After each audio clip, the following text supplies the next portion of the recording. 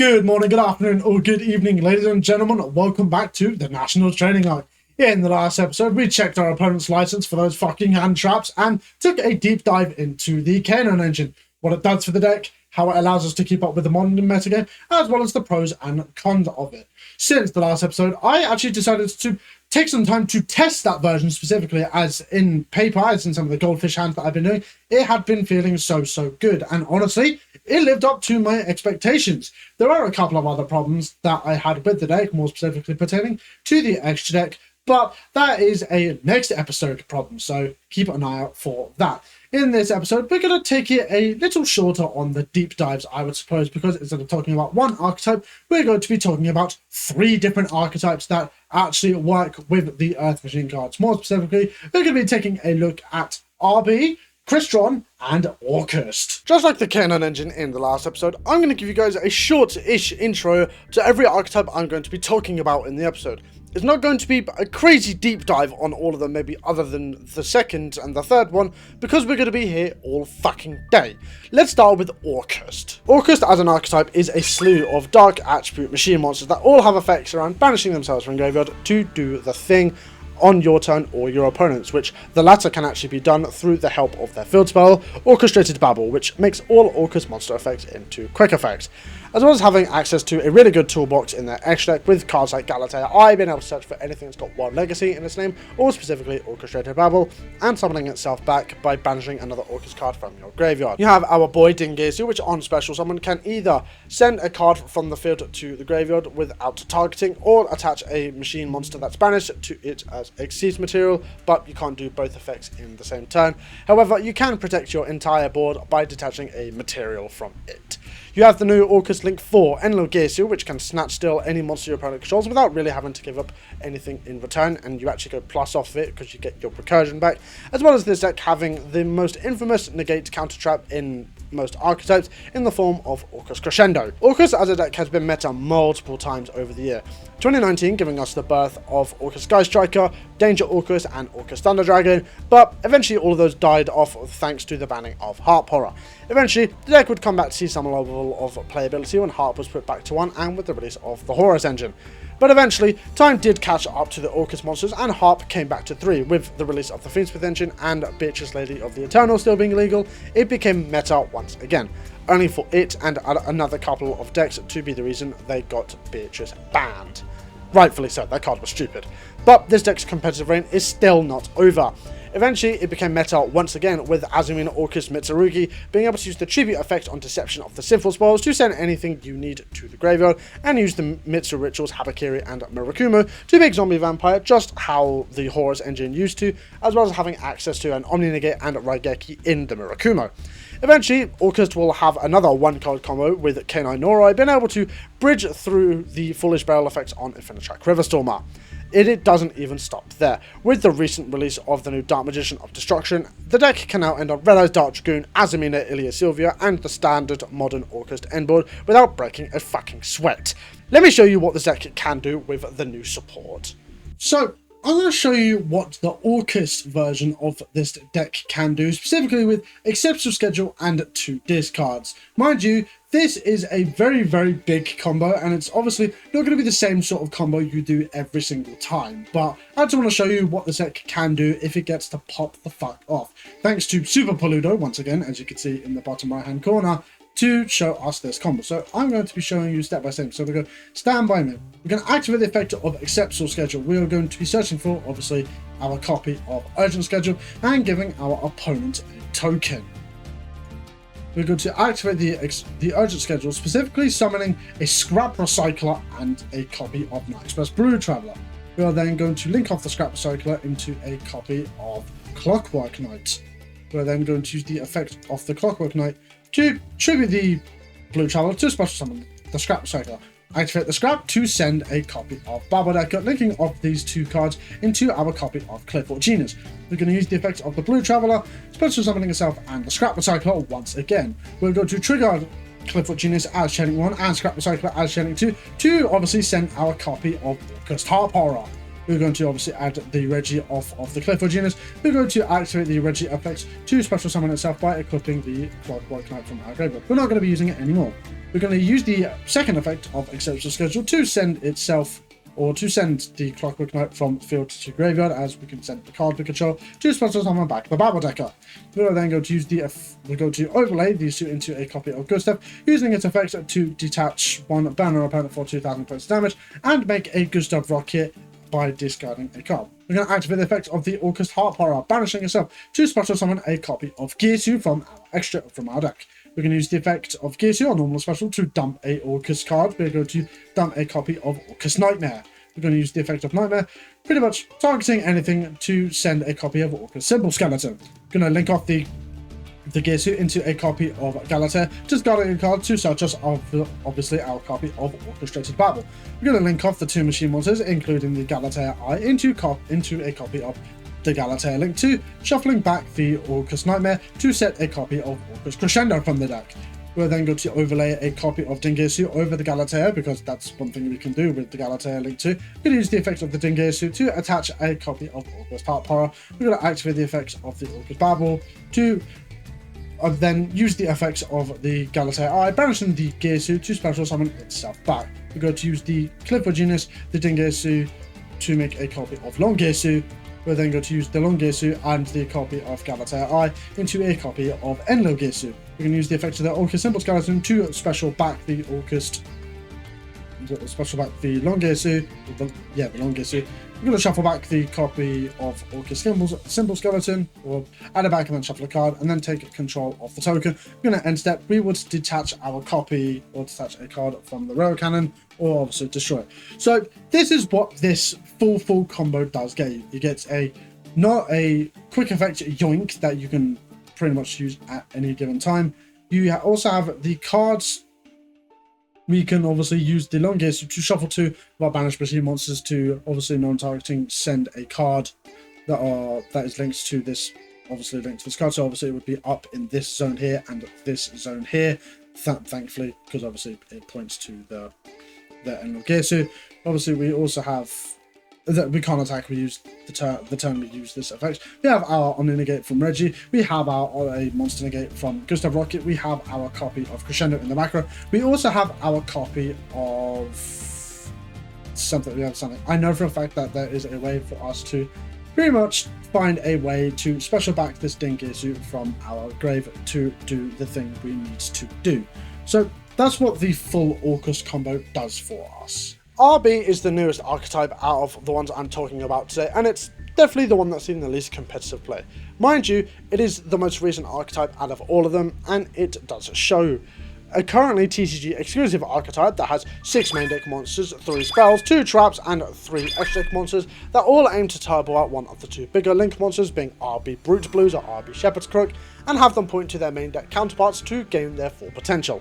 I'm going to give this archetype a little bit more of an in-depth look for you guys, so you guys can understand what the deck actually does. RB Lambda Cannon can pay 1200 life points, look at your opponent's hand, and elect to special summon a monster from it, negated by destroying itself, as well as being able to add back any RB monster on normal or special summon. Lambda Blade, as a quick effect, can pay 1400 life points, target a monster your opponent controls, take control of it but destroy it during the end phase of the turn, whilst also being able to send any RB monster from deck to grave on normal or special. RB Pile Bunker can special summon itself if you control no monsters or your entire board is just RB monsters.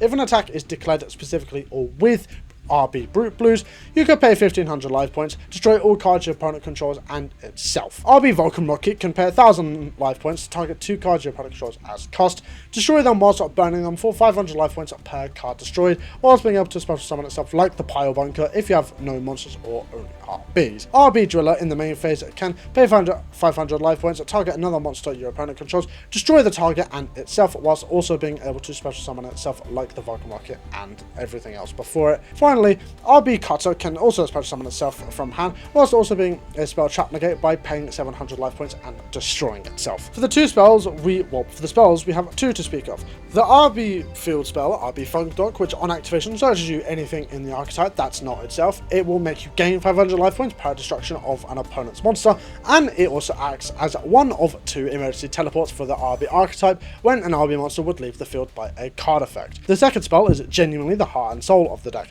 RB Stage Landing is a not once per turn emergency teleport for any RB monster from deck or extra deck, with a different name to the ones you currently control, as well as having a protection effect very similar to Salamangreat Balinks. We have RB Operations Test, a continuous spell that on activation specials back any level 3 or higher RB monster from your graveyard, as well as being a way to OTK, well, you add it back through the combo with Barricade Borg, in addition to being a way to recuperate life points by bouncing back as many RB monsters as you would like and gaining their original attack values as life points, and special summoning one RB monster from your hand on resolution. For the 2 traps, we have RB Next Phase, which is a counter trap as a way to negate your opponent's monster effects whilst triggering a Funk Dart, and being able to also recuperate some of those lost life points like Operations Test. For the final main deck card, we have RB Last Stand, which is the technical third E-Tele of the deck, but it also has a graveyard effect that negates any effect that targets an RB monster by banishing itself, but you can't do both effects in the same turn. For the extra deck, we are going to start with the Link 2 RB Vulcan Cannon, which requires 2 any machine monsters to link summon it, which, well, on link summon searches for any RB spell, and as an ignition effect can special summon an RB from hand or graveyard, and then move itself to a main monster zone from an EMZ. RB Brute Blues is up next, and is the main extra deck monster for the archetype, being able to, as an ignition effect, search for any RB card from deck to hand, and then it gains these following effects if it points to an RB monster. It gains attack equal to the total original attack of every RB monster it points to. It can make a second attack during each battle phase, and it can't be destroyed by battle or by card effects. For the final Deck monster, we have RB Shepherd Crook. It gains 500 attack per monster you control, ignoring itself, whilst also being able to set an RB spell or trap from deck or graveyard in your main phase as an ignition effect, as well as a quick effect. You can target 3 level 3 or higher RB monsters in your graveyard, shuffle 2 back, and then special summon one of them. You do not have to declare which one you are summoning until your opponent lets the effect resolve. It's all well and good me telling you what these cards do, but how do they work when combined with Earth Machine? So I'm going to be showing you the 1.5 card combo with Exceptional Schedule for the RB cards. So this is the best way to pretty much go about it. We're going to go stand by main, we're going to activate the effect of Exceptional Schedule, searching out obviously our Urgent Schedule, and then giving our opponent a token that is possibly relevant, I'm unsure. We're going to activate the effect of the Urgent Schedule, summon the Blue Traveler and a copy of the Cutter, because obviously Cutter is an Earth Machine that you can summon off of. We can then use these two to make a copy of Vulcan Booster, obviously 2 machine monsters, yada yada yada. We're going to search for our copy of Stage Landing. Well, actually, no, we won't. You lie. We're going to search for the copy of the Funk Dot. We're going to activate the effect of the Funk Dot to search our copy of Stage Landing. We are essentially skipping a little bit of a step. We're going to activate the effect of the Stage Landing. We're going to special summon out the Lambda Cannon, which will then use its effects to destroy itself. And essentially, it special summons another monster to our opponent's side of the field. It's negated, and we have obviously paid 1,200 life points for that. We'll activate the effects of the Funk Dog on resolution to special summon a copy of Lander Blade from the deck, which on normal or special obviously dumps the copy of the Driller. Would have dumped anything, but would dump the copy of the Driller. We're going to activate the effect of the Vulcan Booster, moving it from the EMZ to the main monster zone to special summon back the Lambda Cannon, which will use the effect to special summon back the Cutter, or add back the Cutter. We use the Lambda Cannon and the Vulcan Cannon and the Lambda Blade, into a copy of Brute Blues. We use its ignition effect to search us a copy of Operations Test. We will then activate the effect of the Operations Test. We will summon back the Lambda Blade. We will then use the second effect to bounce it back to then special summon itself. We'll gain 1400 life points, but we then also have access to the Gaten Cutter that we can use.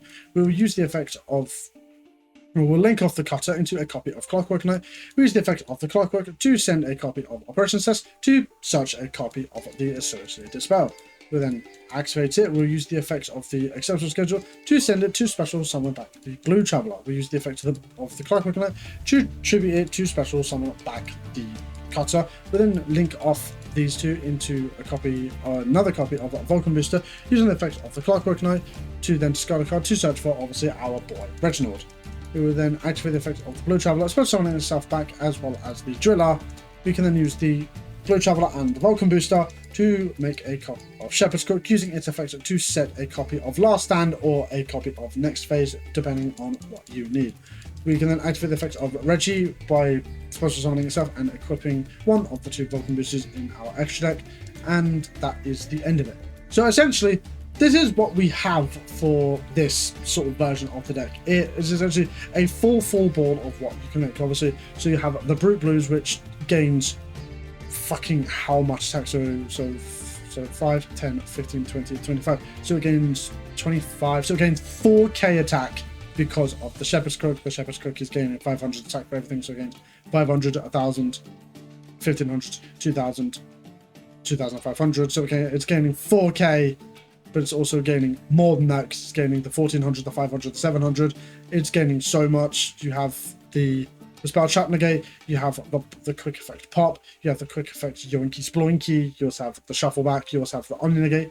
You have so much going. You can essentially OTK through this if you essentially played it slightly differently, if you made Barricade Board to add back the operations test. And the final archetype that we could consider for this deck is the one with the most potential outside of the Canaan engine, but is the one that's surrounded in the most mystery, and that is Crystron. Crystron is probably the least known archetype within this video. So, like the RB section, I'm going to take a little bit longer to explain the cards and have a little bit of a history lesson. Crystron, like every other archetype I've spoken about, is a series of water machine type monsters that have multiple different levels and multiple monsters to tune with to make synchro monsters. And that's kind of it. The archetype's history of play is limited to none due to the fact that for a long time it just wasn't good until the release of Dual Overload in the COVID era of Yu-Gi-Oh!, which would give us one of the most broken Link 2s to ever be printed, and that is Crystron Halki Fibrax, or Crystron Needle Fiber, a generic Link 2 monster that required one monster and a tuner to do so many things. Being able to emergency teleport for any level 3 or lower tuner from the deck or summon it from hand if you drew it, whilst also being able to tag it into a synchro tuner monster in your opponent's main or battle phase and treating it as a synchro summon. Both effects enabled so many problems and was probably the start of these modern slot pile decks, as it gave birth to these kitchen sink decks that would jam any and every synchro monster in it and call it a day, evolving to such a degree where we would find a deck and colloquially call it Based, Brave Artifact Synchro Agent Dragon, or at least that's what I kind of remember it to be called. It was a long time ago and I wasn't playing too much back then. After Hulk was banned, the deck faded into even more obscurity, and not much was known or heard about it until Supreme Darkness, where it got a really good wave of legacy support, which made the deck meta when paired with the Canaan engine, and got Artifacts Mjolnir banned, which, thank fuck, we don't need more floodgates. Crystron Sulfador is a level 5 machine monster that, if it's in your hand or graveyard, you could target a Crystron card you control, destroy it, and then special summon itself, but you're locked into machines from the extra deck for the rest of the turn. On normal summon, you can send any 2 Crystron cards from deck to grave with different names other than himself. So Fafnir, like Sulfador, is a level 5 machine monster that can special summon itself from hand or graveyard by discarding a card and destroying a card on resolution, which can actually be itself. If this card on field is destroyed by any means, you can special summon another Crystron monster from the deck. Crystron Smiger is a level 3 monster that can destroy another face-up card you control to special summon a Crystron tuner from the deck. If it's in your graveyard, you can banish it as cost and search for a Crystron spell or trap, but you can only use each effect once per turn and only once that turn, so it essentially means you can't use both effects in the same turn. So you can't E-Tele for a Crystron tuner and you can't do the search effect in the same turn. Crystron Thistfern is essentially a second copy of Smiger when it comes to its on-field effects, but instead of searching a spell or trap when it's banished from graveyard, he searches a monster whilst having the same restriction as Smiger. Crystron Tristeros is one of the strongest cards in the deck, being able to special summon a Crystron from the deck, then immediately synchro summon when your opponent activates a card or effect. He can also E-Tele for 2 Crystrons if you banish him from the graveyard and destroy a synchro monster you control. Inclusion is the rotor for the deck on activation and protects your Crystrons from their first destruction by battle. You can banish it from the graveyard and target any Crystron monster in your graveyard and special summon it back. Both effects can be used in the same turn, but you can only activate 1 copy of Inclusion per turn. Cluster is the deck's interaction and recursion, as it can target any face-up card your opponent controls or any face-up 2 cards if you control a Crystron Synchro, shuffle them back into the deck and destroy the cards you targeted. Crystron has 2 extra deck monsters that are even relevant to the Mon deck. That is the newest one, Crystron Elescalatus, which can add a Crystron card back from grave or banishment, and cast summon a Crystron from grave or banishment when it's destroyed by any means. You also have Crystron Quarry and Gandrax, which can target as many monsters on the field or in the graveyard up to the number of materials used to summon it and banish them. If it's destroyed by any means, you can target a banished monster and special summon it to your side of the field. In the context of Earth Machine, Crystron as a deck could exist. Every card is relevant to us other than Quarry and Gandrax, as we simply don't have enough materials to make it for it to even matter, and well, our extra deck is already tight enough. So for the final combo, it is going to be a 1 card combo, or 1.5 card combo by technicality, with exceptional schedule. That is for the Crystron Chains version. And well, this version wasn't actually found out by Super Polluter. This was found by someone else in the Train Connection Discord, more specifically Rain. He was a very good guy. He's been labbing this deck backwards and forwards, and he actually managed to find a version of the deck that doesn't have to play Ancient Gear Ballista and doesn't have to play Ancient Gearbox either. But this version currently does, so do keep that in mind. Massive props to Rain. I'll put him up on the screen. Massive thanks to him for letting me show this off. So we're going to start by activating the effects of Exceptional Schedule. We're going to make a token for our opponent, and we are going to search for a copy of Urgent Schedule. We're then going to activate the effects of the Urgent Schedule, summoning a Scrap Recycler and a copy of Nightspurs Blue Traveler. God, I had a stroke. We're going to link off the copy of Scrap Recycler into a copy of Clockwork Knight. We're going to use Clockwork to tribute over the Blue Traveler to special back the copy of the Scrap Recycler, which is going to dump the Smygar on the normal or special. We're going to banish the Smygar to search for a copy of Inclusion, of which we're then going to activate to go and search for a copy of Sulfador. We're then going to use the Sulfador effect targeting the Inclusion to special summon itself by destroying it. We're going to use the effects of the Sulfador on summon to dump a cluster and dump a Tristaros. We're going to use the effects of the cluster to special back the Tristaros, which we will synchro summon using a 5 and a 2, Jesus Christ, into a copy of Elescalatus, which will add back the copy of cluster. We'll then use the effects of the Tristaros to pop the Elescalatus to special summon a Thistburn and a copy of Sulfethnic on the deck, which then on resolution will trigger the Elescalatus to summon back the Sulfador, which we will overlay with the Sulfethna into a Nova and into a Cyber Dragon Infinity.